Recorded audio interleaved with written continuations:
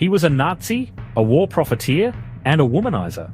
But by the end of World War II, he had saved over 1,200 Jews from certain death. This is the true, and surprisingly controversial, story behind Schindler's List.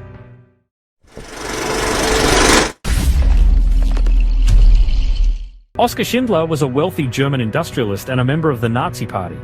In 1939, after Germany invaded Poland, he moved to Krakow and took over a formerly Jewish-owned enamelware factory.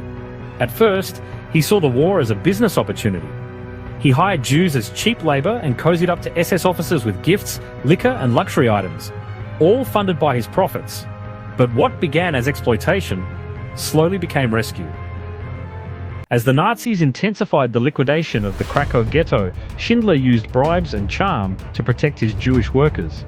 He created a fake list of so-called essential workers, claiming they were vital to the war effort. In reality, many were children, musicians, or the elderly. Not essential at all.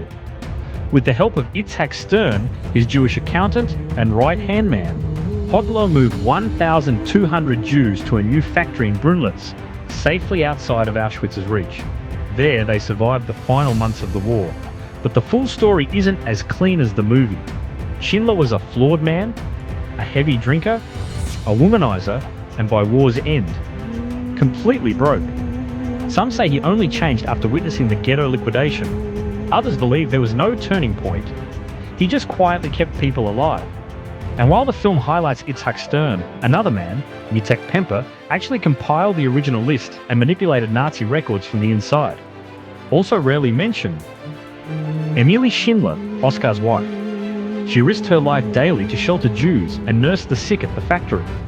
Many survivors later said they wouldn't have lived without her.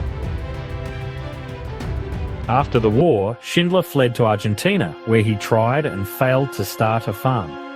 He later returned to Germany and lived off donations from the very people he saved.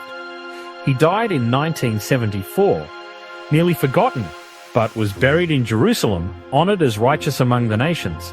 This incredible story later inspired the movie Schindler's List, directed by Steven Spielberg, with Liam Neeson in the lead role.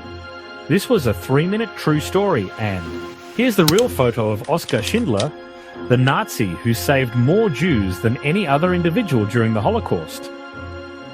He wasn't a saint, but in humanity's darkest hour, he made a choice that changed history.